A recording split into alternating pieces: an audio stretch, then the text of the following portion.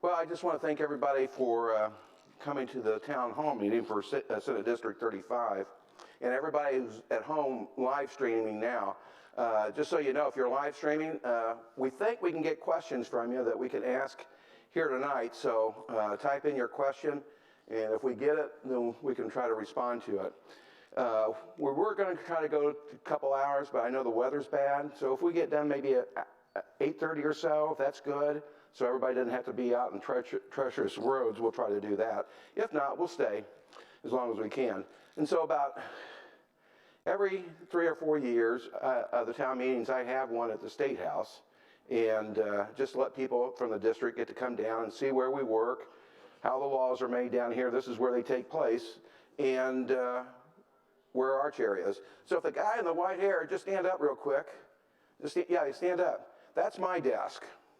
That's where I sit in the chamber. And I was telling somebody earlier, the reason I sit in the back there is when there's somebody up here droning on for about 15, 20 minutes and it's a little boring, I can go right out that door, nobody notices me. But anyway, I appreciate the fact that you come down. I hope you enjoy it and see the place where we work. So with that, I think what I'll just do is kind of tell you where we are. We're halfway right now through the process. So we've done all the Senate bills. The House have done all the House bills. And the House bills have come on over for us. We're going to start hearing their bills. And the Senate bills have gone over to the House. And the House is now hearing our bills. And so when that gets complete at the end of February, the first week of March, then for bills that have passed both houses but have been changed in some way, they changed our bills or we changed their bills, it has to go to a conference committee if we don't accept the changes. And a conference committee is just 2 members of the House, 2 members of the Senate, 1 Republican, 1 Democrat. They get together and talk about the bills and the changes that we have. And what we try to do is work out those differences. If we can, then the parties sign off on it. Then each house gets to vote on the version. It's exactly the same in the House and the Senate. And if it's agreed to, it goes down to the governor for his signature. If he doesn't like it, then the bill, he doesn't have to sign it. It can become law, or if he vetoes it, it can come back to both houses. Well, it has to under our rules.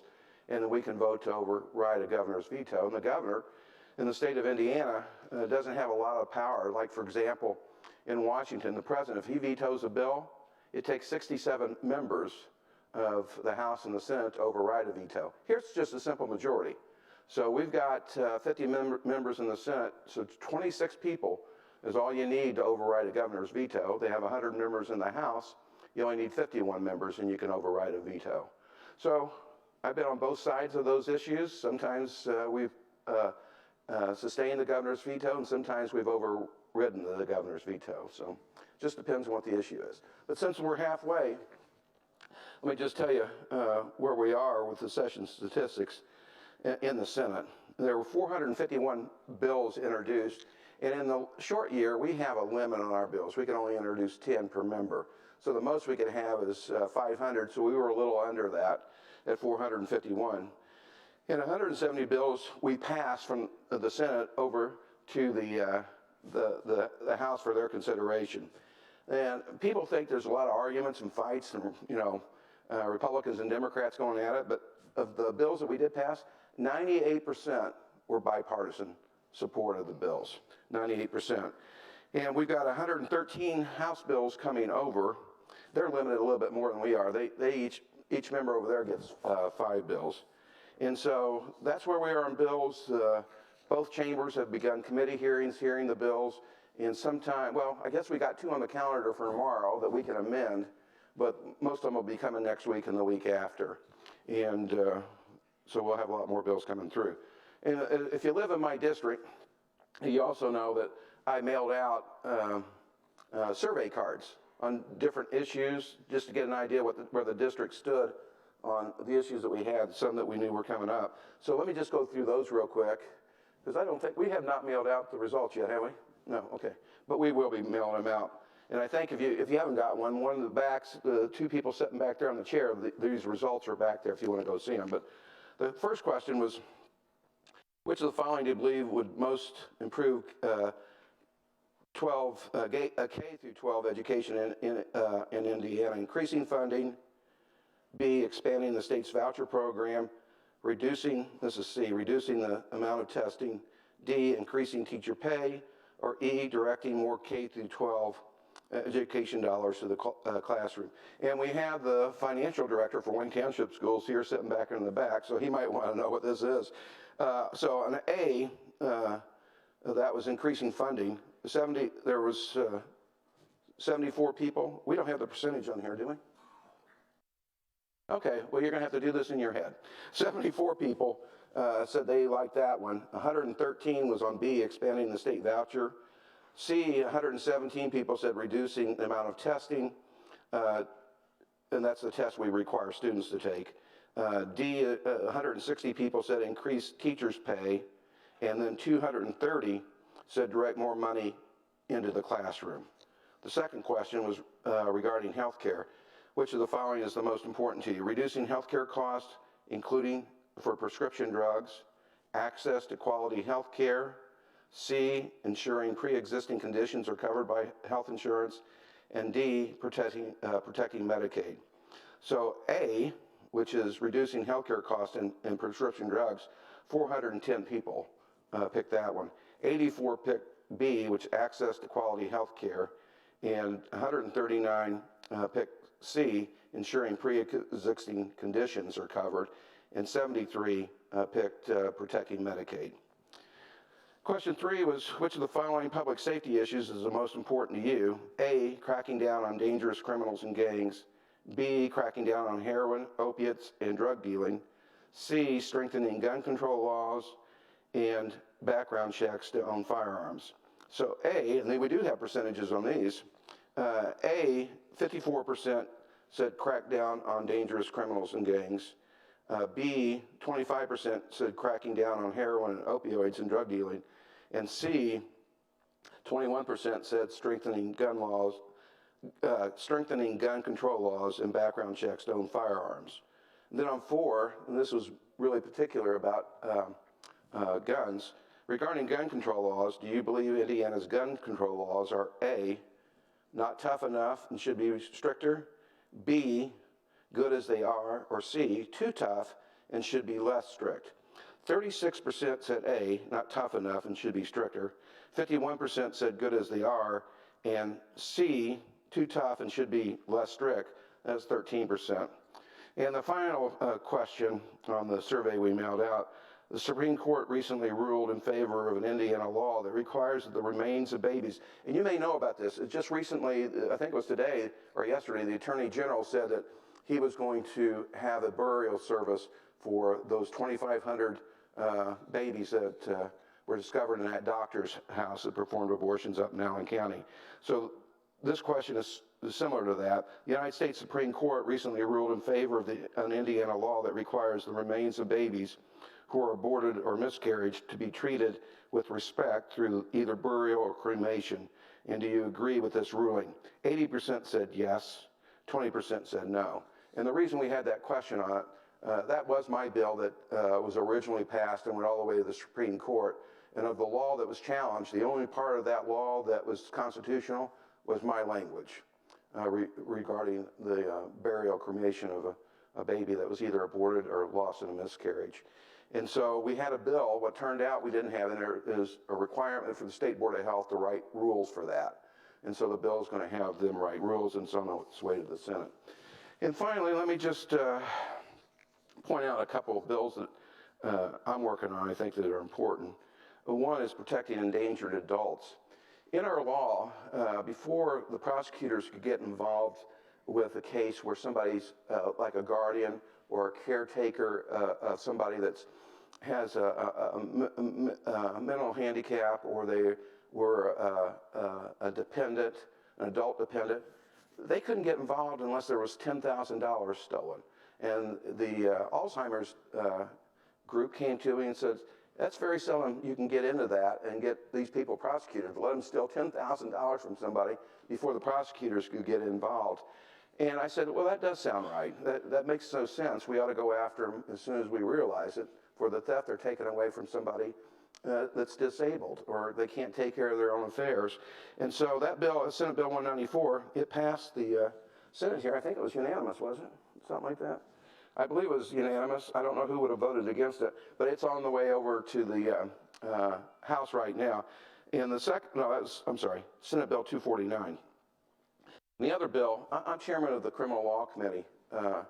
And so if you live in Marion County or close to us, you know about the concerns we have with what's going on. And part of them is drugs. And even though criminals are not the smartest guys, they do figure a way to get around laws sometimes.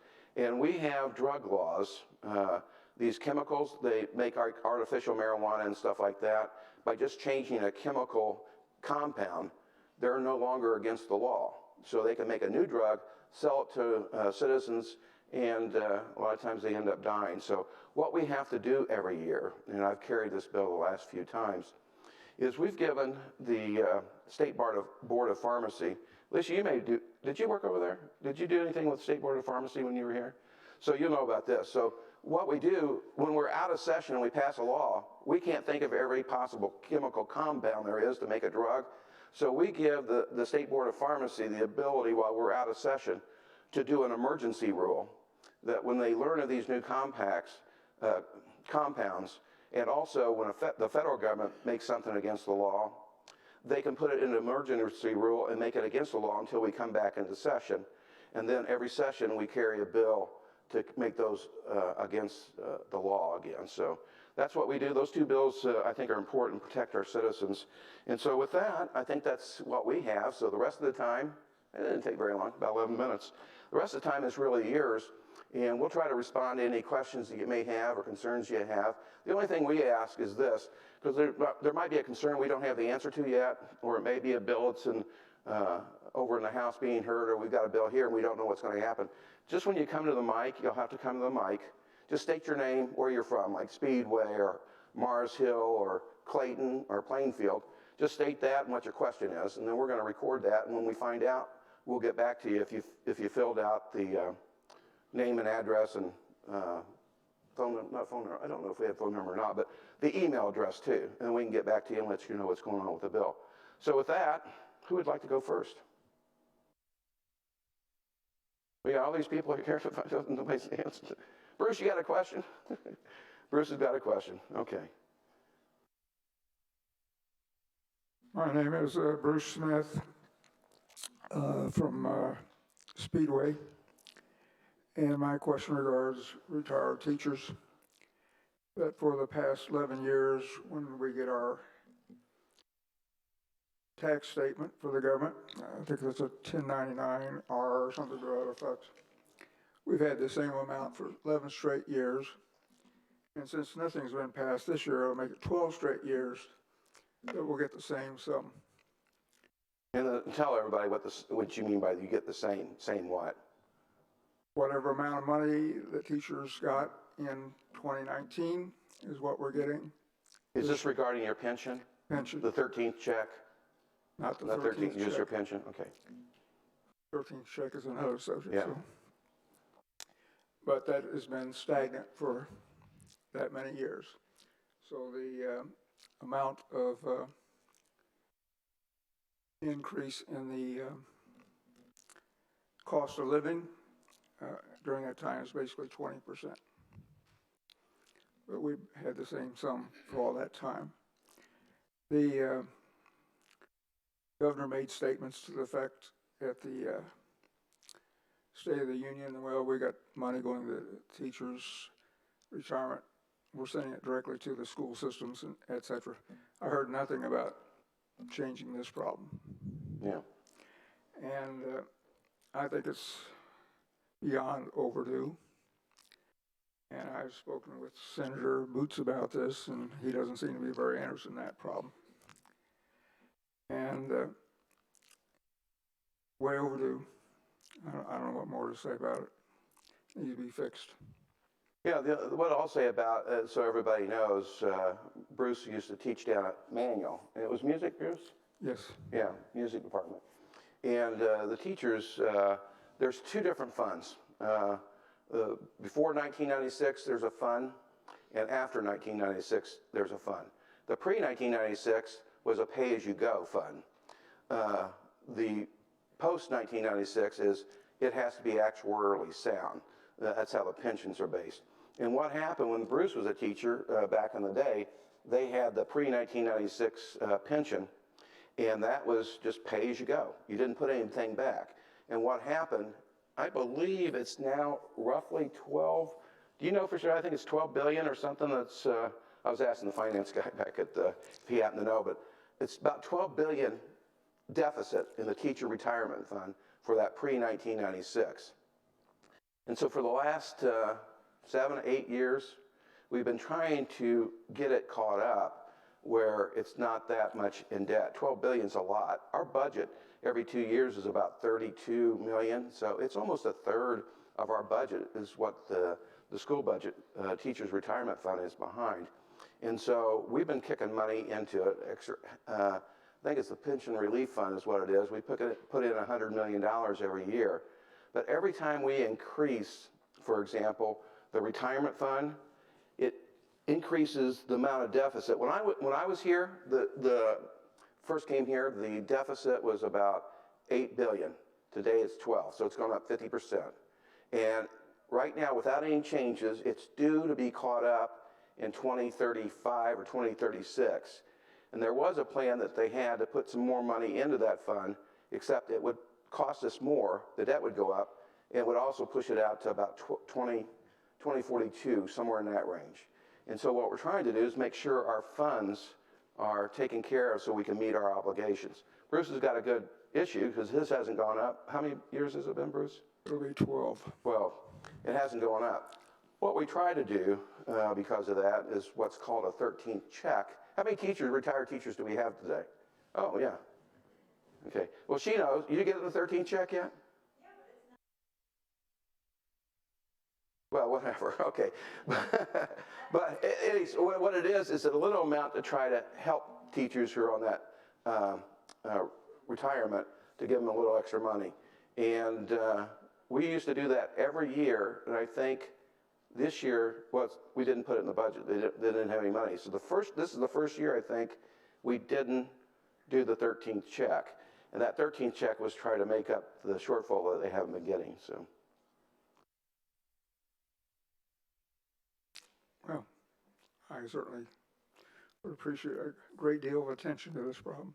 Bruce, I'll tell you, next year is the budget year. Usually we don't forget about that because we have a lot of teachers, but you know how to get a hold of me. Just call me next year when we get the budget year, and we'll see what we can do. Thank you. Okay. Who else? We'll get him, and then we'll get you. My name is Virgil Tharp. I live on the west side, Ben Davis area. Thank you for this opportunity. You're welcome. Appreciate that. The question I have is kind of multifaceted. On the west side, we've had a couple public hearings with the Metro people, Indigo. Oh, okay. And they're proposing to do a blue line down West Washington Street, all the way to the airport. Bus service there has been going on for years, but the blue line is being proposed similar to the red line. They want to run down the middle of Washington Street with 2 lanes closed to traffic and limit the 4-lane Washington Street to 1 lane each direction. That street is used for both trash pickup, mail delivery, and buses. And I just do not see any way that that's going to work with 1 lane in each direction. And having the airport now receiving the accolades of being the best in the nation, I would like to see Washington Street really get the upkeep that it needs to have. And I've traveled extensively for the federal government, and I'm just amazed at some of the communities that's done the Route 66 historic renovations. They make quite an impact on the city, and I think it's a good place for a partnership to be developed between the state and the local government to make Washington Street really a thoroughfare with bus transportation at the shoulders like it ought to be, where it's safe for the pedestrians and maintain good traffic flow.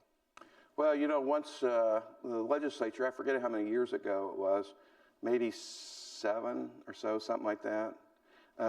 They did, you had the years? You know, okay, I thought you said you knew how many it was. So about 7 years ago, the legislature then passed a bill. I think Mayor Ballard was the mayor at that point. So it shows 50 year. So yeah, 7 years or something like that. The legislature gave to the city the ability to have a referendum, let people vote. And the people of Marion County voted to have it. Ironically, though, Wayne Township, our township, and I think Decatur, I don't know if there's any others, they voted against the referendum. And we've done some surveys here, and although they're not scientific, I think the last time we've asked a question about that, or the red line or whatever line, it was like 70, 30, somewhere in there against it. So I know you're upset, but that's going to be a cancel issue. There is one provision in the bill they had when we passed it. It said that for the red line or the blue line or any of them, for the operating cost of it, that the city had to raise at least 10% from charity or some other method. They can't use tax dollars or bus revenue to pay for it. So they have to get another 10%. And I think the bus, anybody know, was that started in September? Did it start September? Anybody know when it started? September? So they have till this September to come up with their 10% of the operating costs. If they don't, I don't know what the result's going to be, but the law says they have to raise 10%, and they can't use taxes for it, and they can't use bus revenue for it. So we'll see what develops there. But you guys live along there. I hope you talk to your councilman and let them know you're okay. All righty. Who's next? I think you were next. Yeah. How long is the statement? Okay. You can go over there, over here.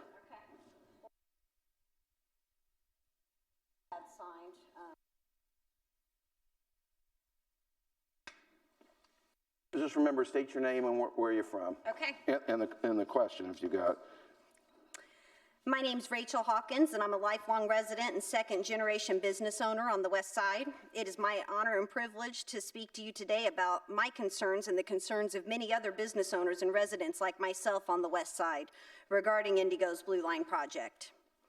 I learned about the project 2 years ago and have since engaged with the West Side community, representatives from Indigo, and city officials to help understand the shortcomings of the Blue Line project, as well as its potential to provide much-needed improvements along the corridor. We are not against mass transit, but we stand strong to support the changes that are necessary for the livelihood of our community. We have been blessed to have the opportunity to learn from the first BRT project. The Red Line connects several neighborhoods to the state's largest concentration of jobs downtown, the state's largest hospital, Ivy Tech, IUPUI, and the University of Indianapolis. Yet ridership still falls short, and we have witnessed the challenges businesses and residents along the route have faced. Currently, the planning of the Blue Line will reduce traffic lanes to 1 lane east and 1 lane west, giving the center turn lane and both fast lanes to Indigo for bus-only lanes and center stations. Indigo analysis reports state that there will not be enough increase in ridership to warrant having dedicated lanes, and it goes on to say that the bus doesn't experience delay with shared lanes now. So the report concludes that the Blue Line should be implemented with shared lanes and left-hand turns. We have worked diligently attending meetings and hosting meetings, providing their own reports as evidence, and of course seeing the many problems the Red Line has faced is even more proof of the changes needed. So we all want to see road improvements and beautification to Washington Street, but they certainly shouldn't be held hostage to this project or be forced to sacrifice lanes. Too often there's a blatant disregard for how these projects will affect businesses and residents. 70% of employees for businesses along Washington Street live in Indianapolis. So if this project is implemented the way they plan on it, it will hurt not only our businesses and families, but our employees and their families in our neighborhoods. We have signatures that we've turned over to you of over 500 residents, and we have over 100 businesses on board with keeping Washington Street 4 lanes. Our hope is that you will help us in this fight. Well, let me do one thing. I know there's people that's here that's not my district, and that's fine. How many people are actually here that lives in District 35? If you are, just stand up real quick. Okay, she's standing up. Just move to the center. Okay.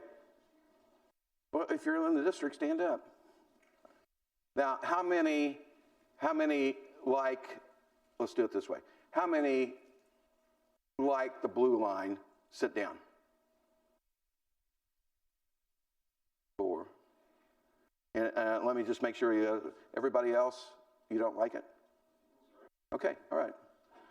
Okay, I don't know what that percentage is, but indifferent? Okay, I didn't have that as a category, you're right. So I got 1 indifferent. Yeah. Okay, that's fine. The red line or the blue line? Oh, okay, all right. Oh, is that it? That's all you had to say? Okay, well, Brad, come on. One of our finest IMPD officers here, risks his life every day for us. I'm not speaking on behalf No, I know that, but we appreciate what you do for us, Brad. My name is Brad Bentley. I've been a lifelong resident of the West Side, started out Decatur Township, then 23 years in Speedway, and then the last 2 years out 21st and Country Club. I've worked West Side for the police department for the last 15 out of the 20 years. A majority of my day is spent along West Washington Street corridor. That area in itself needs drastic renovation.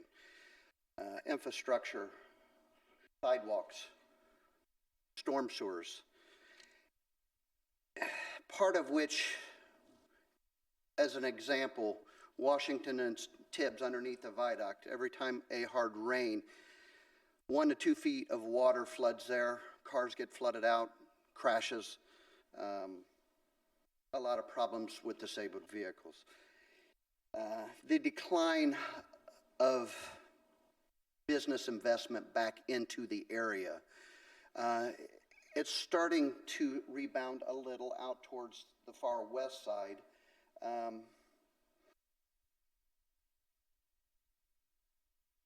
There are a lot of small businesses. What I've seen, there are a lot of businesses, used car lots, tire shops that are parking their vehicles in the easements underneath the utility line with lack of enforcement from BNS, blocking roadways. With the redevelopment of the Washington Street corridor, including the blue line, would dedicate, redesign, curbing, new sidewalks, removal of some of the businesses. You know, it's just a part of life because they're so close with the variances of setback lines. There's a majority of West Washington Street that doesn't even have sidewalks. There are many people that are in wheelchairs. They can't get up and down West Washington Street. They're out in the middle of the roadways. They're getting struck by vehicles. The city, unfortunately, the funding is limited. Legislatures has formulas that dictate how much money goes where and when, and that's where you come in. Part of that is federal, with the blue line is federally allocated. Part of that is Metro, and like you said, 10% the city's got to come up with. Whether or not they're able to do so, that remains to be seen. But we do know if the blue line, if they do meet the funding, the blue line does come in, it will mandate. Try to stay to the microphone. I'm sorry. If the funding does come through from the city, the blue line does come through, that will spur the redevelopment of the infrastructure. With that, there will be businesses. The jobs are coming out. Employees are having a hard time getting out to the airport. You know, it's a job creation. It will transform the area. I volunteer many hours to the Wayne Township trades, construction trade students, building houses in the Drexel Gardens area on my own time to try to give back to the area. My wife and I also own a small business. So we do see the area. We have an investment for Wayne Township. With the blue line, there will be some cumbersome traffic. That's a part of it. With like any new construction, people get used to it. It's the same with roundabouts. When they first built them, people had a hard time learning how to I think go. there's some hadn't learned, still hadn't learned. I agree. But they do reduce traffic crashes. It does speed the traffic flow. Changing the route back to the original design from the metro down from the city to Holt Road, 270, and out to the airport is a job killer from Holt Road to Plainfield. It's not going to spur any economic growth out there. What's your stand on it? Well, my stand is I try to represent the people the best I can. At this point, I have nothing to do with it because it's out of our hands. It's up to the city county council to make those decisions and the people with Indigo to make those decisions. But clearly, if we had a role, this is not scientific. You're not in my district, but you are my friend. The people here tonight from District 35 seem like they don't want it, or I think they want it redesigned instead of being in the middle of the road to have the drop-offs and pickups on the side of the road. So, but I don't have a role to play in that. But their councilman would, Jared, and I think Jared just walked in. Jared would have a role in talking to Indigo about trying to get that on the side. It seems like, I don't know how many, Jared, you talked to, but if you want to say something about it, you can, since you live in the district. But it seems like at least the people here in the 500, I guess, on there want to have it redesigned. So anyway, yeah, come on up. Well, come on up. But remember, the people at home can't hear you. That's live streaming, and they can't see you. Well, they could, but this makes it a little bit better. I'm Vivian Smart from Garfield Park.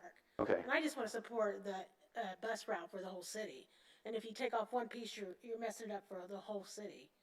And I know it's going to be hard for everybody. The red line's hard, but not having a bus route is more difficult. Well, they do have a bus route on Washington Street. Yeah, but it's a very difficult bus route. The routes, Do they? yeah, it's hard to get to work and back. Well, we'll find out. We'll get somebody to talk about that. But you think it's difficult now? I think it was, and I think that's why we need the red line, the Okay. blue line. And the And just so purple I line. know, why do you think it's difficult? You can't figure out how to get a schedule. Some buses run on the hour, some run on the half hour. So to try to, Okay. any major city you go to, you can usually get on a route and they run fairly often and you can figure your way around. But Indianapolis is or the old route was very difficult. Okay. With the new, like the red line's the first start, you can get on that bus every few minutes. Now it's still got its hiccups and it's going to have them for a while, but I think we Yeah. need the bus Okay. routes. Well, maybe somebody that lives there has a different opinion, but we We think live along the red line. Yeah, I got We you. support the whole city Yeah. to have the bus routes. I got you. Okay. Who wants to talk about it? Did you have your hand? And then we'll go over to you and you. Did you have your hand raised? I did. Okay. I had a couple of. Just make sure you state your name. Oh, you can. If you have, do you have something about this issue? I do. I have a couple of issues, but I did want Okay. to talk about, so Kelly Mathis, Wayne Township, Yeah. have used the current bus system, and it's miserable. The idea that there's not delays because of shared lanes is not my experience, because we would be sitting behind traffic it takes an hour and a half to get from girls' school in Washington to downtown, when it takes 30 minutes to drive there. So it's, Oh, you're saying the bus takes that long? yes. Oh. And if you miss the bus, then of course it's a 15 or 20 minute wait for the next one. So it's not, the current bus system is not feasible for anyone who needs to use it for work or transportation.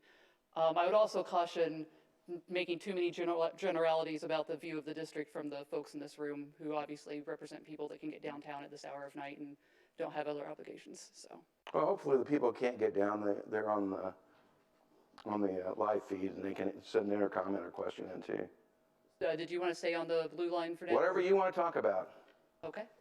I wanted to also have a couple of things. Sure. The bill that was phrased on the halftime at the Senate sheet as reducing government debt, my rephrasing of that would be investing in buildings and not people. So I'm disappointed in the Senate's decision to invest the surplus in paying off building projects rather than our teachers and our kids. I'll tell you what, the timing was obviously bad. That made no sense to me. I was not in favor of doing it, but let me just tell you why it was done and why it was actually made sense. Those projects were already in the budget. The money is already appropriated for it. But they learned if they could pay it off, they'd save us $50 million. which means $50 million you don't have to pay for, which meant $50 million, I believe the governor was going to use for pay raises for teachers. And so it's like paying off your mortgage early, you save that interest. If you've got the money, why do you want to keep paying the interest? Well, in our state, I think you want to keep at least $1,000 on your mortgage so you get the mortgage deduction on your, but other than that, I think that what they thought is, why do we pay the interest if we can pay for it and save $50 million? So I agree the timing was bad, but.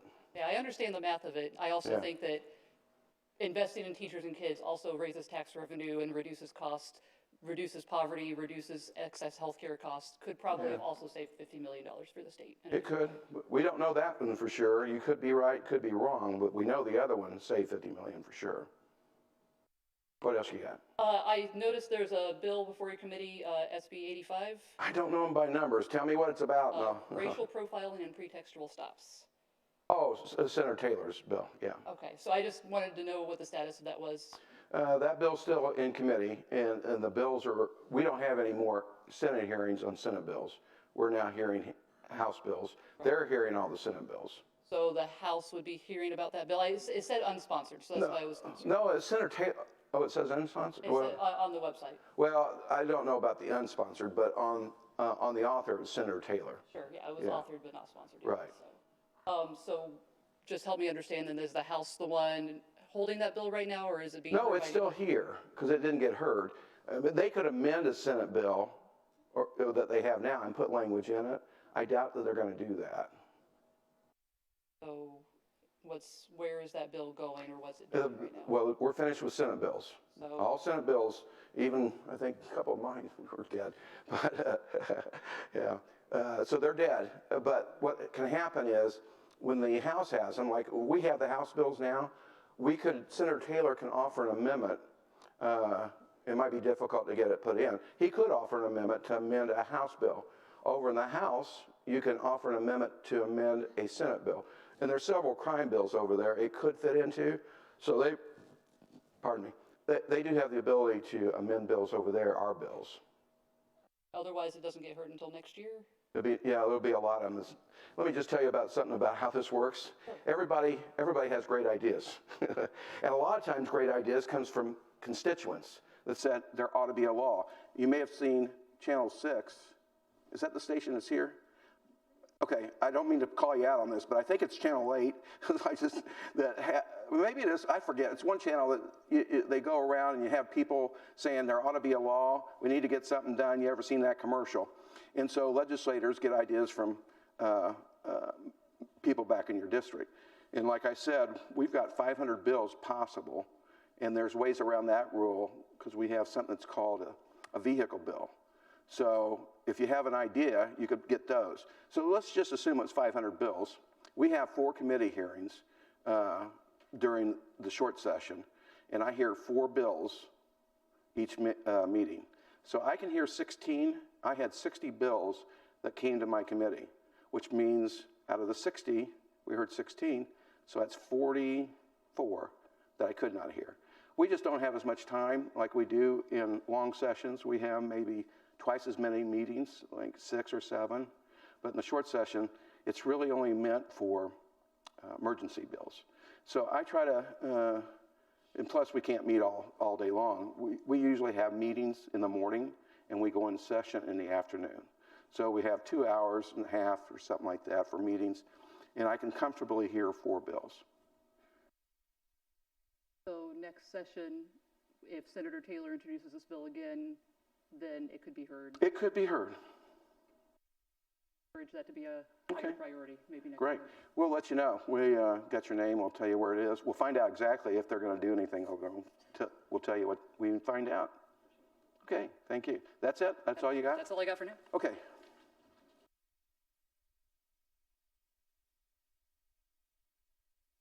Yeah, Mike, just right over there.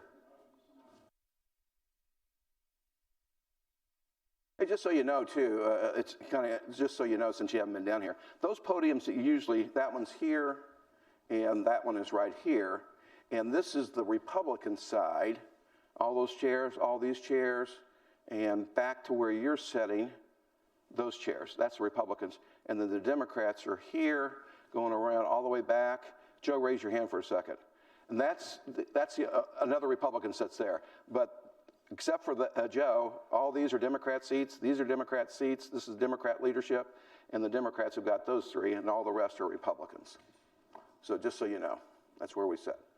All right, go ahead, Mike. My name's Mike Dreyer. I've been a long-time resident of the west side of Indianapolis. My grandparents moved there in 1926 to a house where our business is located, and we're approaching 100 years. But my question is what does Indigo have to do with storm sewers? And why are we being held hostage? We're saying we either would take the whole package or nothing. It just seems like, you know, we need infrastructure, we need storm sewers, we need sidewalks, but what does a bus have to do with those? To me, absolutely nothing. Have you, well, I don't know, Jared, you want to talk to him later about it? If you want to come up and talk about it, you can come up and talk about it now if you want. Just come on over here. The state's not involved really in those type of decisions. We don't do the sewers and sidewalks. We all pay storm sewer Yeah. on our utility bills. Right. Have a storm sewer. Ben Davis Conservancy charges us now. In our property tax, we're paying a stormwater portion of our property tax. Where's that money go? I mean, it's not obviously not going to the west side of Indianapolis because there are no storm sewers. I've had so many floods in my business from water coming down Washington Street with water mains breaking. I just had one 3 weeks ago. Yeah, Rockville Road's got the same issues. Jared, just for people at home, just say who you are and your name and stuff so they know. Councilor Jared Evans, representing District 22, most of far west Washington Street. So there's a couple of points in there. One, the Ben Davis Conservancy is a sewage utility. They're not stormwater. So you're correct. There is no stormwater on West Washington Street. How these two somewhat merged together in 2017, we started an engineering study on West Washington Street to reconstruct it. It became pretty clear it was a mighty task and a large project that the city of Indianapolis would not have the funds to pay for. That's a deeper discussion, but that's one that has to be brought up and talked about at some point. As it was mentioned earlier, there is a road formula which takes a lot of infrastructure revenue from Indianapolis that we generate and create and spends it in other parts of the state. But in this particular discussion, it's the federal match that is able to achieve the project, to give us the funding to be able to do that. So that's why I think there's some people who have misspoke and said that if you don't do both, you'll still get the infrastructure. That's highly unlikely. We just don't have the funds. To reconstruct West Washington Street from Tibbs to 465, to add sidewalks, and a multi-use path on the south side and stormwater is about a $25 million project. We haven't seen that sort of project in Indianapolis probably since they redid 38th Street, which was a federal grant under then Mayor Bart Peterson. And those were all done without increasing the bus lines, without having a purple line or a teal line or whatever else is out there. I mean, they did that and had the money to do that, but we can't find the money to do it for us.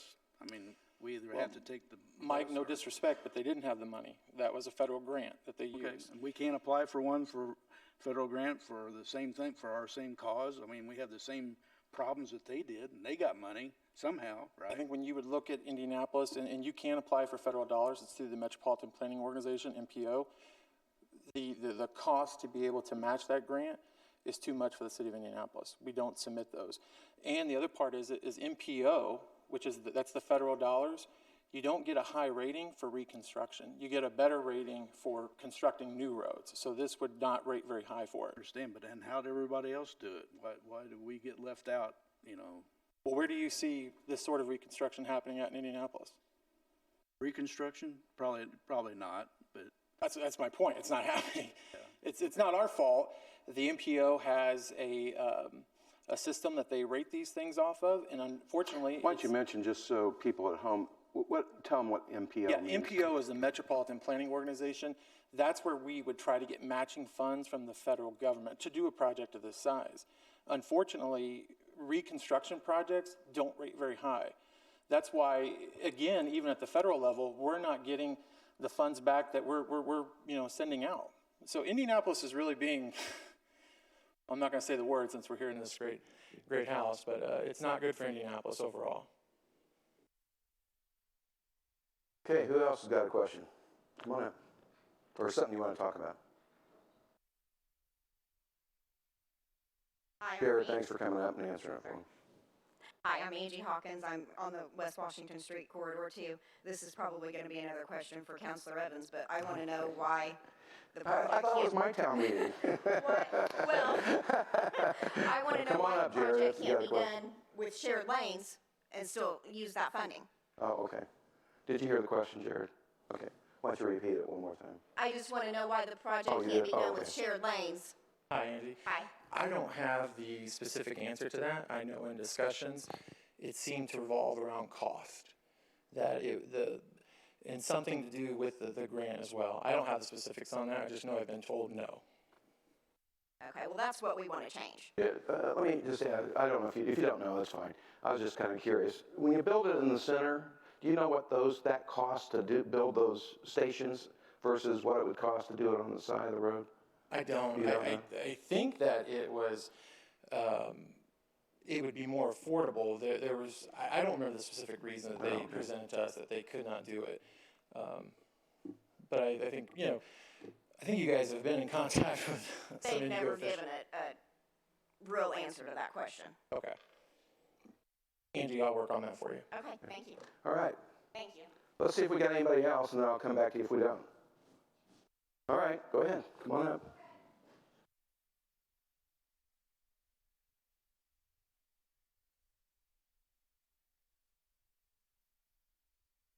Yeah, I'd like to further, this is Rachel Hawkins again, I'd like to further touch on that with the expense of the stations. The center station, now this is a rough idea that Brandon Evans, my friend from Indigo back there is here.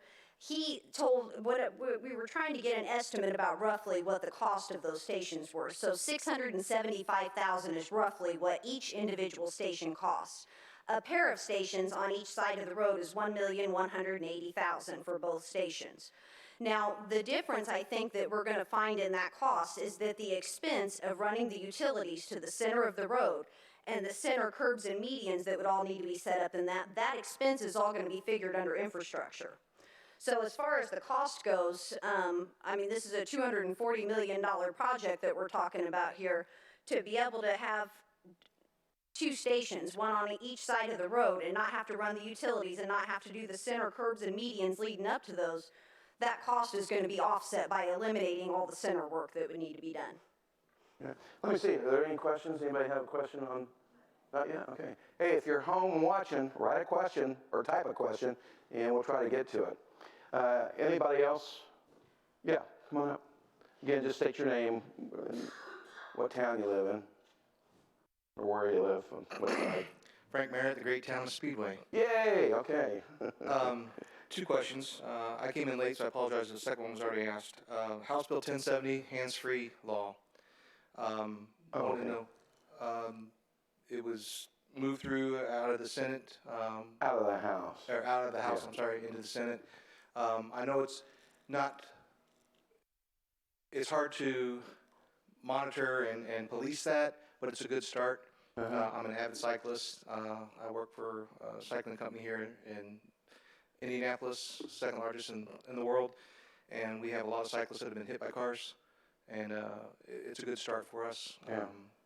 Part of the infrastructure project in Speedway Trails, the $5 million next level trail grant that we've received, and connecting ourselves to downtown and westward. It's a good start, but we need to move forward from there.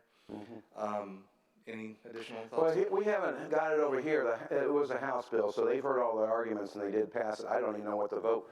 Do we have that on the sheet? Do we know on the sheet, the House Bill 1050? Well, that's not important. We'll get it over here and we'll start talking about it. And usually what will happen is we'll start talking about it in caucus, and people have questions like I do. We'll raise the questions and we'll get information that they'll tell us. And there's two questions I had regarding this bill. Did you get a pen, by the way? I did not. There you go. Thanks, sir. Yeah. Did you get a pen? Okay. Two questions I have on that is, and I was talking to a governor's representative last night about it. The funny thing was, I got Bluetooth, and my Bluetooth didn't work last night. I was driving, and because I told her I'd call her back, we got delayed a little bit, and my Bluetooth wouldn't work. So you know what I had to do? I had to hit the button twice and make the call, and then my Bluetooth started working. If that law passed, I couldn't be able to do that. The second thing, well, there's three things, I guess. The second thing, I was talking to her, I said, a lot of people use their phones for the maps. They have the maps, and I guess you can, you know, you don't have to put it in your hand, but you can put it on a holder that fits on your dash. So my question to that person was simply this: what difference does it make if my eyes are on the map that's in my hand, or my eyes is on the holder while I'm driving? My eyes are still off the road either way. That would be illegal, and people, I don't, because I don't know how to do the darn technology. I don't know how to make it work. I tried today, but I can't figure out how to pull the darn maps up. And although we do have an IT person here, maybe he can help me tomorrow to do that. But I can't pull it up. I'd have to have a Rand McNally map to look at it. But my biggest question I have is people who are poor. They don't have Bluetooth capability. So unlike somebody like me or you or whomever else in this room has Bluetooth, you can use your phone basically without touching it. But people who don't have Bluetooth capability can't do that. And I do know in about 5 or 7 years, people who buy always used cars, the older cars, pretty soon they'll be buying the cars that have Bluetooth capability in it. So I was going to ask the authors, or the sponsors technically, of that bill, what about that? What do we do for people that don't have that capability to use their phone within their car? So, Valid point. Indianapolis leads in pedestrian and cycling accidents, crashes. I think it's a good start to get the hands out of the phones, regardless of economic. People shouldn't be possessing their phone while behind the wheel of a 2, 3, 4, 5, 6,000 pound vehicle. Right now, there's a big problem in the bill. I also heard, just to let you know, truck drivers, they'd have to pull over because they can't use their mic on the highways. And Brad, I don't know if you heard about this or they talked about it, but law enforcement, it would also be against the law for law enforcement to use their communication device with their hands. And so I don't know what all's involved. This is things I've heard that we're going to be talking about when it gets over. So I think we agree the bill's not perfect, but I believe it is a good start. Gotcha. My second question, I attended the West Side DPW. Mr. Parker came out and spoke to us, and we talked about the amount of funds that don't stay in Indianapolis. Through the last mayor's race, they talked about a commuter tax for the amount of people that drive in, work here, drive back, that take that tax money back. Right. Or they don't, it doesn't get to stay here. Your thoughts on how we can balance that, because the number I was given last night would solve a lot of the potholes, infrastructure projects, everything else that we have in the city of Indianapolis, and they're only growing, they're not going away. Yeah, and we've got, let's see, J.D. Ford, but he's also got Boone. So let me try to figure the ones that don't have outside counties. I'm not saying how they would vote, I'm just telling you the numbers we got. So we got Senator Taylor, Senator Breaux, and Senator Freeman. The only ones that have all Indianapolis. The other 47 are outside. And you're not going to be able to, people have talked about it and tried it before, you're not going to get a win 47-3. Okay. Who else? Back, come on back. Then we'll get you, we'll go over to you, the Christmas sweater, since it's snowing tonight. Just like everybody else, state where your name and where you live. My name's Guy Finn. Live in Mooresville now. I grew up on the west side in the West Washington Street Mooresville, corridor. the Hendricks County portion, or Mooresville, the Morgan County portion? Morgan Okay. County. But I also represent FedEx Express. I work out at the airport, and I want to talk about the Blue Line and just our support of the Blue Line. One, like I said, I grew up probably 1 block east of Mr. Dreyer's business he talked about earlier. So when I was 15 and started working, I was riding my bike to work. No way to get there other than back streets, and the infrastructure on West Washington Street gives that ability. But more important to that, with FedEx Express, the new Blue Line gives a stop that gives access to jobs at FedEx Express. You see we're expanding out there. We offer continuing education, $5,000 tuition reimbursement per year. We offer a free online education through the University of Memphis. We have part-time jobs, full-time benefits. There's just a lot of opportunity the Blue Line will bring to the city, and especially that portion of area that people can get out there they can't get to now. So I just wanted to bring that up. Okay, well, thanks, appreciate it. Okay.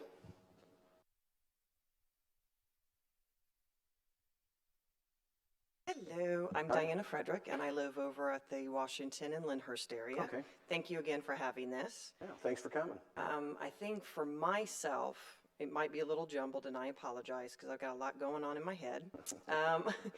Well, you can ask my LA, by the way, how my head is during session. By the way, real quick, Maddie, why don't you stand up? If you guys ever need to call our office on, Jared, I know you have. By the way, did we get that meeting taken care of? Okay. If you ever need something or call my office, here's the lady that does it. If you got something to write with, I'll give you our number real quick. If you want to put it in your phone. So you call her, and then she tracks me down. Oh, can you? Okay, well, okay. I'll tell you what, we'll just get cards and bring them down to you. All right? And so that way you'll have her number, and you get a hold of me or get a hold of her. All right, go ahead. I think there appears to be a misunderstanding about how most of the residents feel about the Blue Line. We're fine with the Blue Line.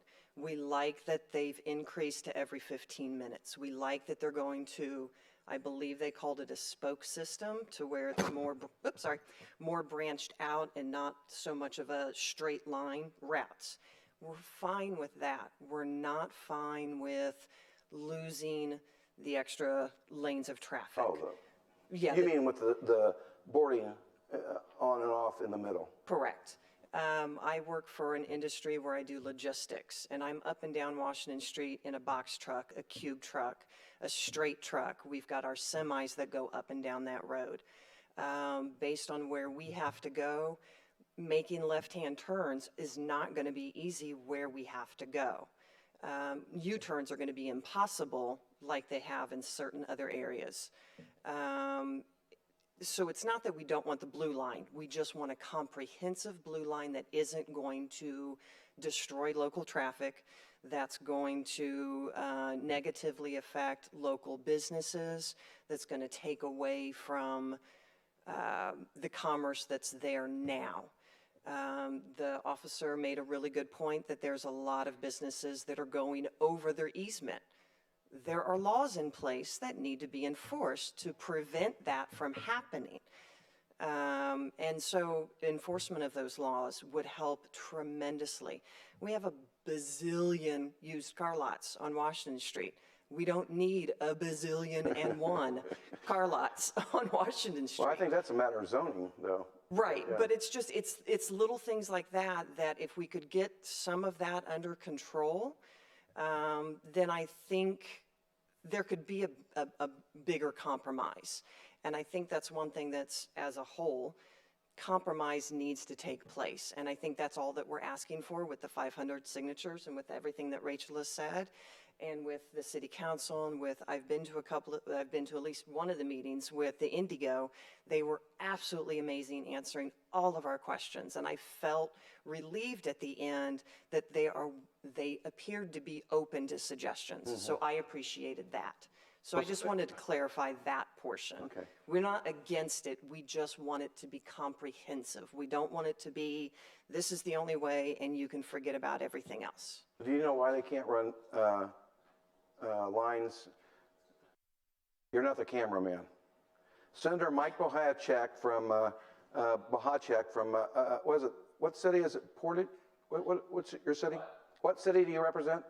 I represent. Basic question. Well, wait a minute. This is for my constituents. I don't serve anybody up north. What question do you have? Great bill, and I really.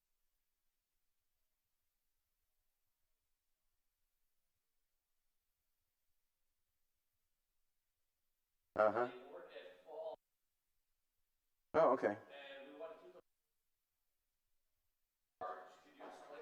I can. I'll tell you what. I'll tell that in just a second and ask you guys what you think about this bill. But go ahead and finish your. Okay, yes, because I just had one more thing. Yeah. I also went to the meeting last night with the DPW, and they were talking about the infrastructure and where the money's coming from. and the allocations and, you know, different taxes that, you know, are on everybody's bill this year, but it's not being allocated as equally as it could be. Is there anything that we can do to try and rectify that? I live in a district, I live in the area that I live in, where they widen 465. Our main thoroughfare into our neighborhood is destroyed. There are potholes, there are sinkholes. You live east or west of 465 on Washington? East. East, okay. I live at Lyndhurst and Washington Street. Lyndhurst and or Washington, okay. Bertha and Washington Street. Okay, I got you. I know where that is. And so, Bertha and Lyndhurst, sorry. I'll get it right one of these days, I promise. And going in and out of our neighborhood is constant battle. We've got traffic trying to avoid potholes, and they're crossing over into the other lane. We've got just sinkholes, and just it's a terror. And I just didn't know what we needed to do outside of calling the Mayor's Action Center all the time. Talking to your councilman, talking to the people that run Indigo, the mayor's office. I mean, they're the ones that will make the decisions how that will be run by talking to them. Hopefully they have meetings like I do. We don't have that much input on it. There's some things we can do, but there's not much So because they get to govern. there's nothing that you could do to help us get the funds? So there is. We can talk both funds. Well, if there are federal grants available, but if I understand it right, according to Jared, they have their own department that probably seeks out those federal grants and stuff. I don't know what is available. Maybe Jared could find out what federal money may be available. And I can tell you this, if Jared does find there's some funds available, then he can talk to us and we'll be more than happy to go in and sign letters and call the senators and stuff and, hey, give us our money back. We got a great project. Let's use our money back here. Yeah, we can do all that kind of stuff and be forceful, and we have great contacts with our federal legislators. So, yeah, maybe that's something that Jared and I can do and see if we can get more of our tax money back here for you all. Okay. Yeah. Okay, great. I appreciate it. Oh, just thought of one more thing. Okay. When I don't drive I don't ride the Indigo anymore, but when I did, I was lucky enough to go Washington Street straight down, from Lyndhurst, Washington, straight downtown. And what was a typically 35-minute commute in my car only took me 45 minutes on the bus. So It wasn't all that much. it wasn't a horrible commute. I actually enjoyed it, and I saved a ton of money on the parking that I got able to avoid downtown. Okay. Hey, the bus is still diesel, or they got other fuels? What do they do now? Thank Oh, you. it's batteries?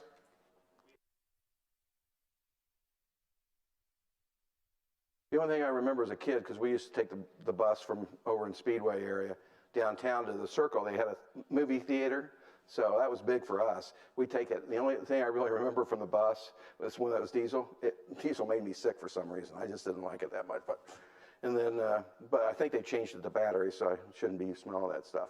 So let me just tell you what the Senator Bohacek was talking about. We'll see how the people in my district feel about it.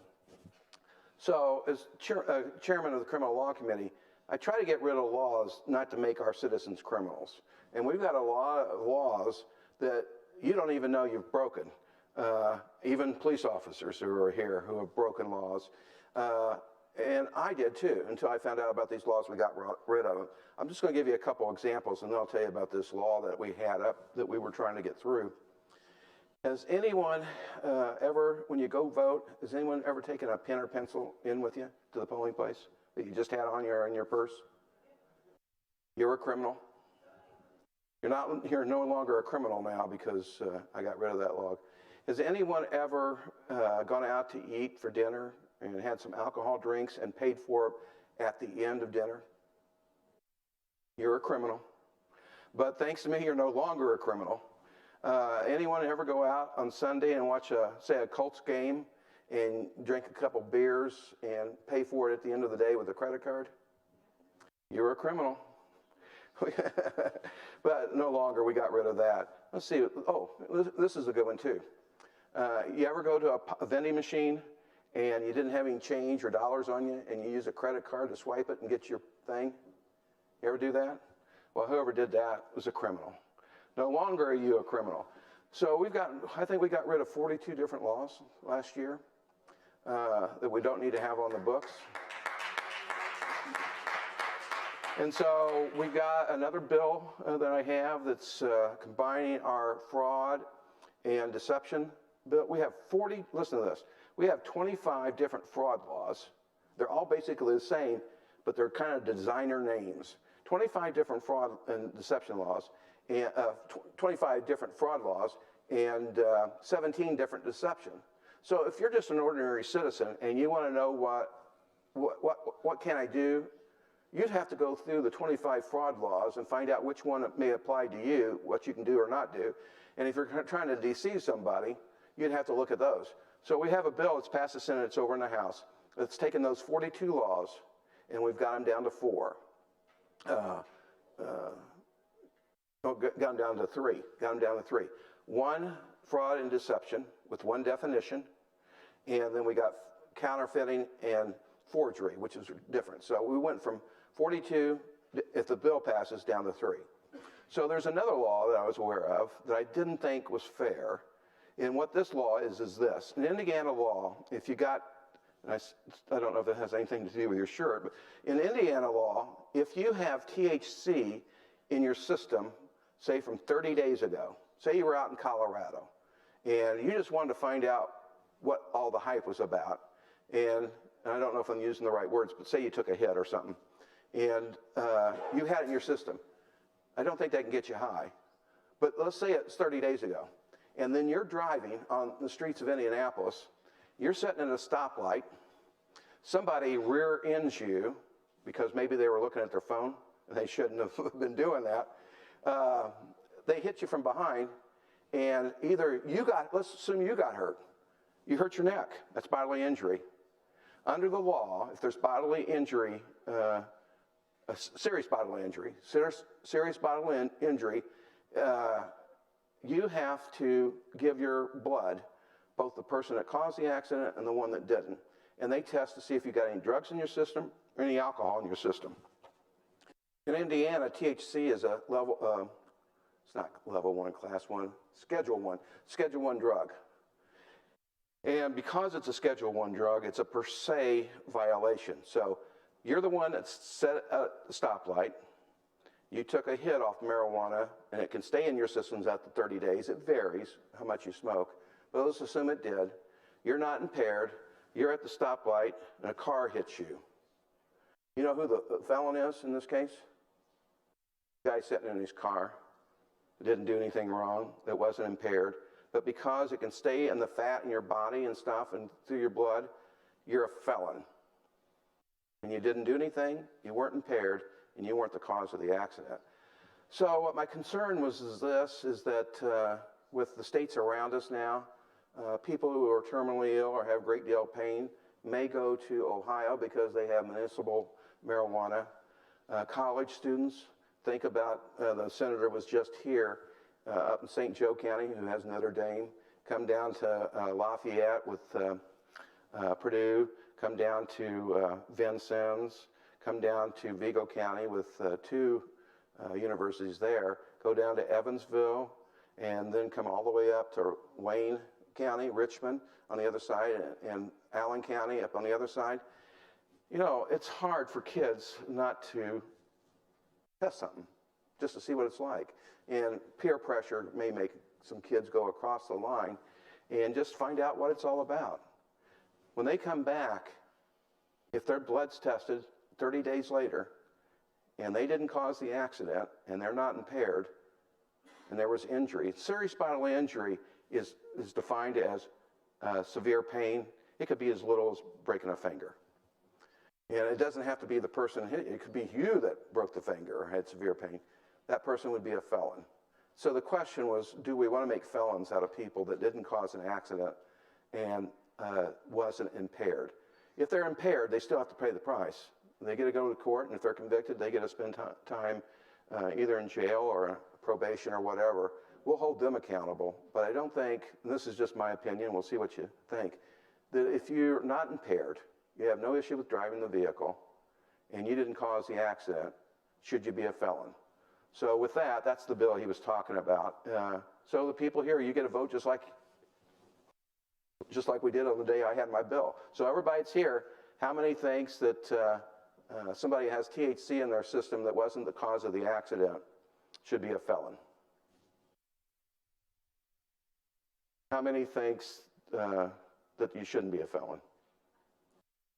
Should not be. Okay. Well, I wish you guys were here the other day because it failed by about 5 votes. But we're going to see what else we can do. And so that's what I try to do as chairman of the Criminal Law Committee, to make sure our laws are fair and everybody's treated equally. And if we have laws that just make innocent people guilty of a crime, I don't think we ought to need. We don't need it in our code. So I've been trying to get rid of them over the last 3 or 4 years. Okay, that was enough about that bill. Yeah, come on up. And then you can come up. Well, let me see if anybody else wants to, and then I'll bring you up. No, you come on up, yeah. Well, here's the thing. What states have done, what his question was about, can you determine how much is in your system? But that's not really the question here. When it comes to THC, we can test how much of the chemical is in your blood, and they're called nanograms. And so some states like Ohio, and maybe the states around us, well, let me just give you a range because I don't know how many states we've got, but it goes from 2 nanograms in your system up to 10. And if you're below that level, you won't be considered to be intoxicated. They would have to prove impairment by what the officers do for a drunk driver, you know, the step in front and, you know, finger to nose and stuff like that, which they do a very good job. So if you're below those levels, they won't charge you as being impaired. But the problem with that is, unlike alcohol, that we know, well, I'll just tell you what I know. Every human being in the world is impaired at 0.11. Everyone, no matter where you are, you're impaired if your alcohol level gets at 0.11. And then it varies on down. Our law is 0.08. So a majority of people are impaired. But a lot of people can be impaired at 0.04 or 0.03.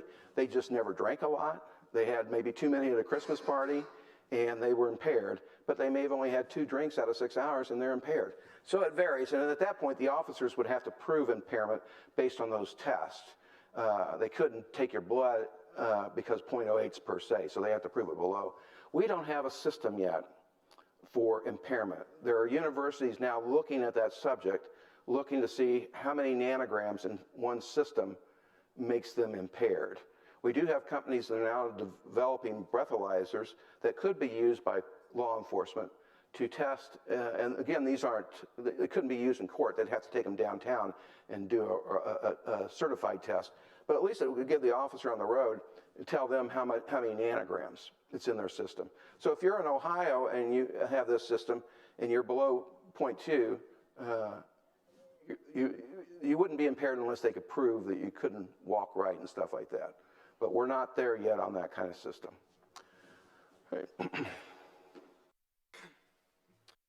Thank you, Barry Gardner, Chief Financial Officer for MSD of Wayne Township, also a Speedway resident. Dr. Butts could not be here tonight, but knew there might be a large presence discussing the Blue Line coming out through West Washington. And so we sit in a unique situation there as a school district, 17,000 students and 2,500 employees throughout our school district. And what is vital to us are our small businesses and the businesses along Washington Street and within our community. And we know that this is an issue for them, and we want them to be protected within this piece. But at the same time, dealing with the finances, we know assessed value plays a large part in our ability as a district and also as a township to provide services within that. And a growth in assessed value comes through economic development. And so our hope through this is that Indigo and the consultants and the many players within this can work with our small businesses, and along with hopefully help from you and the state, to produce something that will protect those small businesses while developing the west side that is needed to continue to help our assessed value, that helps us continue to provide the services necessary that other townships have, that Wayne Township and Wayne Township schools do not have, simply due to assessed value within the district. Well, Wayne Township does have good economic development in some part of it. Speedway, for example, the entire Main Street and what they did there. Now they've expanded it down, what they've done at Cunningham and 465 on the south side of the street, and now their big announcement on the north side of the street. So there is economic development, and they're doing it within their means, and they're enclosed, they can't grow any further, and so they're doing a great job. So we do have economic development in Wayne Township. We do. We'd like to see also on that West Washington corridor as well. You might want to hire some of the Speedway people and bring them down and see what they can do. They've done a great job in Speedway. So who was it that lived in Speedway? You? Oh, you? Okay, so you know what they've done. Yeah, I got a client there, barbecue and bourbon, so if you ever have time, you might stop in there and taste their barbecue. It's good. Okay. Who else has got something they'd like to? Yeah. Senator Young. My name is Troy Brasseau. I'm a resident of Plainfield as well as president of Teltec. Our business is located right there at High School in Washington, and we are a proponent of the Blue Line. We think that this will provide transportation for our employees as well as the FedEx folks. And I know this is your town hall, so we won't take much time.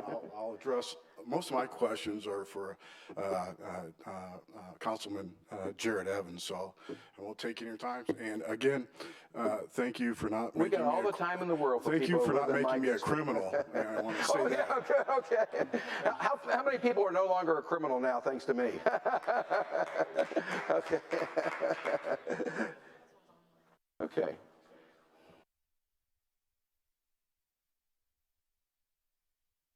Okay, so we just talked about roads and infrastructure, and not too long ago, the state had a 10% gas tax increase, and then we've given, not only for us, we've given money to local communities. What did we get, Jared? 50 million here? 20 million, 20, somewhere in there. And so we've been able to give money throughout the state for people to fix their roads, the sidewalks, the bridges, and things like that. And so this question, do we know who it's from? Did it say? Oh, Ty and Canby. Okay, would you support removing the gasoline taxes and increasing registration taxes to pay for road infrastructure, et cetera? So I'm not one big on taxes, but the question here, Ty, is really, do we get the same amount of money, which we've already got in place, with the registration? How much would it be to offset if we got rid of the gasoline taxes, especially the new ones? It's 10 cents.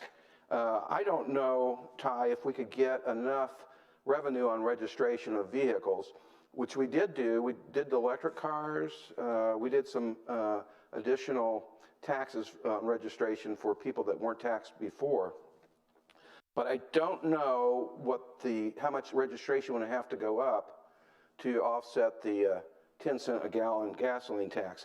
The one thing I do remember, Ty, and for everybody here, who was driving a vehicle before about 1992 and had to go get license plates that cost you $500-600? Yeah. Well, I started an amendment in the House to use the lottery money to offset those taxes on our license plates. Because as a young kid, like I was back then, I couldn't afford to pay for a license plate tax and registration and car and gasoline. So we had the lottery started then, and we used $100 million for projects throughout the state of Indiana. And then we used $100 million to reduce your auto license plate tax. Brad, I think we used $30 million to pay for police and fire pensions. And I think we had another 20 for another 30 for teacher pensions we used. So that's where we used the lottery money, and that's why your license plate is reduced. So Ty, the only thing I can say, I have to check, and if we've got your email address, we'll find out what it would cost to raise registration taxes to offset the gas tax. So here's what we're going to do. I'll ask the question here. You guys are in this body. How many people would rather see the 10-cent gas tax go away and increase the registration taxes on your vehicles? So how many wants the gas tax to go away? Okay, well, Ty, everybody has good ideas. Sometimes I do, and I don't get anybody to vote for them. So, but at least the people in here, not for it right now, but we will check and see, and I'll get back to you and let you know what the registration would have to cost to offset the gas tax. And I appreciate your question, and I appreciate you joining in online and watching what's going on at the town hall. All right, anybody else have anything? That's rough. Okay. Lisa Bentley. Lisa moved out of my district. Lisa Bentley. I lived in Senator Young's district for 24 years. I just wanted to, I guess, address a comment and why the Blue Line is important. As you know, I was on the Speedway Town Council, and myself and Gary Rakes and John Bainbridge wrote the first grant for the redevelopment of Main Street back in 1997, before my daughter was born. And it took that long for those seeds to blossom. So what I want to make sure is understood is that that's the same thing we're doing in Wayne Township. And unfortunately, the 3 miles in Speedway isn't all of your district and isn't all of Wayne Township. So what the Blue Line does is allows these seeds that we're planting, the work that Governor Holcomb has done to bring emphasis, the work for the expansion of FedEx, the work that the Indy Chamber's doing, all of these things are really important because they do help our assessed values that serves our schools and our fire departments. So those things are important. And I think that the opportunities that will come from the Blue Line, and I am very sensitive to the fact that there are businesses affected, and I know there needs to be discussion around that. But I want to make sure, you say it has nothing to do with you, but that economic development has everything to do with you, because that is your district, and we need to make sure that we really need you to stand with us and make sure that the Blue Line does find a way to get all the way down to the airport and around to there, because those continuous expansions, I saw Governor Holcomb at the Next Level Trail Grants Awards. He said he's working very hard to bring more business, and you can't be for economic development and not be for mass transit. We have to get employees and we have to get people to these jobs. So I just would like to encourage you to think in that way and think beyond Speedway and the work that I'm doing. They actually did bring a Speedway person over to help them over in Wayne Township, actually, just to make sure you noticed that. And I wanted to say that we need your help on the west side as well. And it's not just the 3 miles in Speedway. And I challenge you to become involved. We have a great leadership board with Indy Gateway that has been working very hard. And we hope that you might think about joining our efforts a little bit more and working with us to make sure that we can get those people to those jobs. I appreciate that. I try to stay out of local as much as possible. People get mad at us already for what we do on the state level. And you got councilmen, that's their job, and I don't know if they want me to butt in. Jared does call from time to time on help, and we try to be helpful. But, you know, we have a whole set of government here with the city county council. You got the mayor. And I try to do my job on the state level where we can be helpful. If we have something that we can do, let me know what it is and I can be helpful. But I try not to get involved in the job that these other people are doing. They're elected to do that job. And so that's where we are. What else we got? Jared?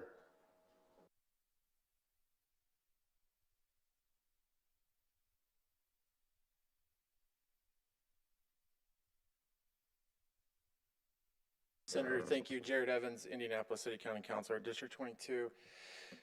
Last year, I chaired the Bipartisan Infrastructure Commission. Prior to being elected, when I moved back to Indianapolis, one of the frustrating things that I noticed was the lack of infrastructure investment. So then we had, in the winter of 2017, going into 18, we had what we all experienced, and several of us probably lost tires and rims and front end balances too. So in 2018, I requested to then the president of the city council, because I wanted to understand the funding to our infrastructure and what was happening. And I'm only saying this to you because I hear all these rumors that you're a powerful man in this house. Oh, yeah, right. I couldn't pass my bill the other day, so. And what I found was quite alarming, actually. When we took office, we were funding about $50 million for infrastructure, bridges, roads, and sidewalks. Stormwater is separate, by the way. I want to be clear about that. That's typically in the range of $20 to $30 million. What the city of Indianapolis has, what we should be spending annually is 170, I think, $2 or $78 million, somewhere in there, every single year. That's what we should spend to maintain our roads and bridges and sidewalks in good condition. But here we were at 50 million. And so then thankfully you guys acted and you guys did pass the 10-cent gas tax increase, and that generated additional revenue. And then of course we also found out that we were not using the right population for Indianapolis. So right, for the fire service district. Yes. Yeah. So actually I think it's probably more around 32 million. Actually, I wanted to correct myself because that increased. I thought it was more than 20, but I didn't know for sure. Yeah, because that did increase us 12 million. So that puts us, and the next alarming thing was when I found out in the commission, which is chaired, I was the chair of that, but it was bipartisan. Representative Mike Kreider, Senator Greg Taylor, the Republicans, Democrats, my former colleague Janice McHenry, Councilor McHenry was on that as well. And what we found was alarming, that the city of Indianapolis was generating around $185 million in infrastructure revenue through the gas tax, the wheel tax, license plate fees, things of that nature. And yet we're only getting back around $60 million out of that. And the big thing is the road formula. And I'm bringing this up because a couple people talked about it and they were at that meeting. And I just want to make sure you understand, I think what they probably should have said and talked about was the difference between travel lanes and center lane. Center lane is one lane. So that's why we go into rural counties and a lot of them, their roads are completely repaved. But if you live off of 10th Street, Washington Street, Rockville Road, Kentucky Avenue, we're getting funding for the exact same 2-lane road that they have, even though those are 4 and 5 lanes. And that's where I asked that, next session, I know you can't do anything this session, to try to champion it for us because it's difficult. And it was frustrating also when we learned about the community crossing grant. Here we're already giving away millions of dollars, and then the community crossing grant was created in Indianapolis through your license plate fees, generate about 22 million for that. And we get back, I think, 2. Yeah. When we meet, do we know the date yet? When we're going to get together? Oh, is it? Why don't we talk about that when we get done and yeah, and I just want to make sure everybody's clear. I'm not trying to attack Senator Young. I've heard a lot of good things and how he is powerful, and this was one of the planned discussions. So I just want to bring it up to him. Thank you, sir. Okay, well, thanks. I don't know if I'm powerful, but anyway. But we'll talk about it, and it's good to be able to work with people. And that's how we know what you guys need and what we can try to do to help. Can't do everything. Just to let you know, if we're from Marion County, there's a lot of people in the state that doesn't like our county. They think we get too much money already. They don't want to give us a dime. Our sports district, we create so much money for the state. It's amazing what we give to the state on our dollars that we create. And we try to get a little bit, what was it, Joe, we tried to get back when Mayor Ballard was there? We were trying to get some additional, was it another 5 or 10 million we were trying to get back from it? We couldn't get that because the state doesn't want to give us our own money back. The rest of the state's kind of like a federal government. They don't like us. They take our money. They're glad to take it, and they use it, and they don't want to give us any back, and we're the ones that create it. So we try to get it back. It's difficult. It's difficult, but we stood a better chance when Larry Borst was the chairman of Appropriations Committee because he's from Marion County. But since he hasn't been here for a while, all the other appropriations chairmen, and we also used to have the chairman in Ways and Means, but we don't have anybody on the finance committees that are from Marion County anymore. So it's tough. It's tough to get that money back. But we're the ones that create it. Yeah. Oh, another question. Oh, Ty again. Okay, Ty. Would you or do you support the legalization of marijuana, medical or otherwise, as many other states have lately? So here's what I can tell you about that, Ty, and everybody else. I was the author of the CBD oil bill. When it couldn't get passed and they kept trying to get it through, we had a lot of people thought that was marijuana and that you'd get high and all that stuff they were making up for why for years we tried to get CBD oil passed. Finally, when they couldn't do it and get it passed right, I said, I'll get it done. And I guess I was powerful in that one. And that's why we have the CBD oil bill, because I took that. And because the research I do a lot of research. I read every bill and I do a lot of research.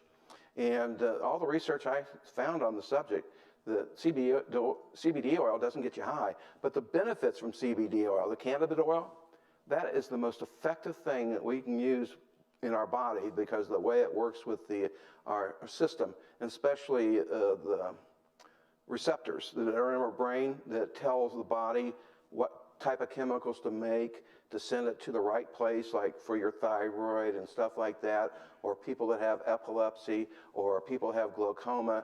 And if you don't have enough, the CBD oil will actually attract it.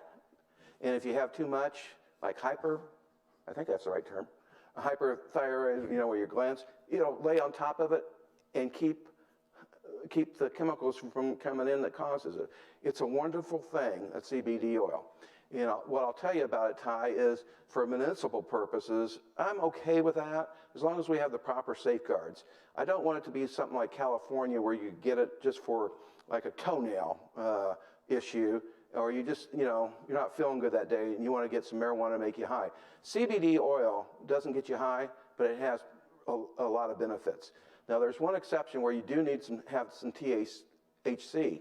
And in the recent literature, it comes about with certain types of cancer.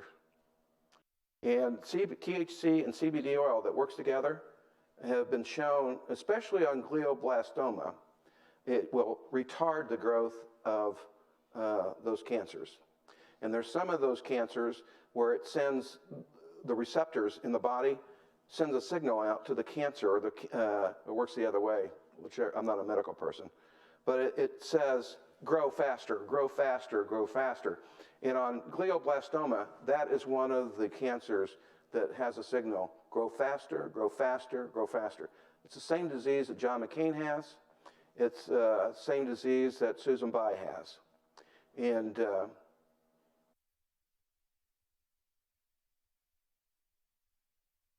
same disease my brother has. And so I told him about the CBD oil. I said, we're going to get it passed so you can use that. And he wouldn't use it because he follows the law and follows the instructions of his doctors. His doctors didn't want him to use it because they wouldn't know if it was the CBD oil working or the medicine they had. And I said, well, what difference does it make? If it works, who cares? If it's the drugs or if it's the CBD oil. If it works, that's what you want. He wouldn't do it. So now they've given him like 2 months. And I said, well, hey, we got to start doing this. There's nothing else they can give you. And you're not going to make it, so use it, the CBD oil. And then I told him about the marijuana with the CBD oil. I told my brother, I said, I can't make this call because that's against the law. And I'm not going to violate the law. But and his doctors has told him the same thing. They can't prescribe it. And they said, if you want to try it, try it. But I remember the day I told him that was up his decision. I can't help him with that part of it. And he broke down and he cried. You know what he was worried about? That he would get arrested. And that was his concern. Here he's dying, and his concern is, am I going to get arrested for trying something like that? I said, don't worry about it. Nobody will find out. And so that's why I think the research that's coming out, that if we had the proper restrictions on it, that we could use for certain types of illnesses and diseases, that nothing else will work. And if you're terminal, we have a right to try law in Indiana. It says you can try whatever you want. If you're terminal and the doctor says you have no other hope, no other drugs will help you, you do whatever you think you need to do. And I think we ought to have that same opportunity for people that's terminal in Indiana without them fearing that they're going to get arrested. So, Ty, to answer your question for municipal, with the right restrictions and things, I'd be in favor of it, and I would probably carry that bill. So, I'm sorry about that. It's I don't get emotional like this very often. I'm a hard guy here, right? But anyway, okay. That's enough on that one. Thanks, Ty, for your question. Appreciate it. Anybody else got anything? Okay. Well, 2 things. One, I know that people came in late. We have some state pins. If you want one, we got some up here. You can get one of those. And second, if you ever need anything, did you get the cards? Well, you guys can come up here and get the cards, and I just appreciate you coming out. And like I said at the start, we do this about 3, 4, 5 times, once every 3 or 4, 5 times a year. We hold the town meeting up here, only because, you know, this is a big crowd. I know some people aren't in my district that's here tonight, but some of the largest turnouts is when people get to come up to the Senate chamber and see where we work and where we sit and see where we make all the laws. So we'll probably have another one, 3 or 4 years. You'll get another opportunity to come up here, and the other times they'll be out in the district, usually out in Plainfield or Speedway somewhere. But I appreciate you coming up. I appreciate the civil tone on this discussion we had, most of it on the blue line, I guess. And just for your questions and wanting to find out what's going on. The one thing I'll leave you with, if you want to take a picture, somebody did, I'll take a picture with you on out in the lounge over there. Just remember this, we had 128,762 people when we drew lines. There's probably more than that now. We got 128,762 people who think their voices don't matter, their vote doesn't count. It's probably true because they didn't take the time to show up today. But you guys are the ones that have the power. We heard what you had to say. We'll do what we can to help you. We will not always be successful, but we'll do what we can. And I appreciate you coming out tonight. Thank you very much. If you didn't get a pin, come up and we'll give you the cards.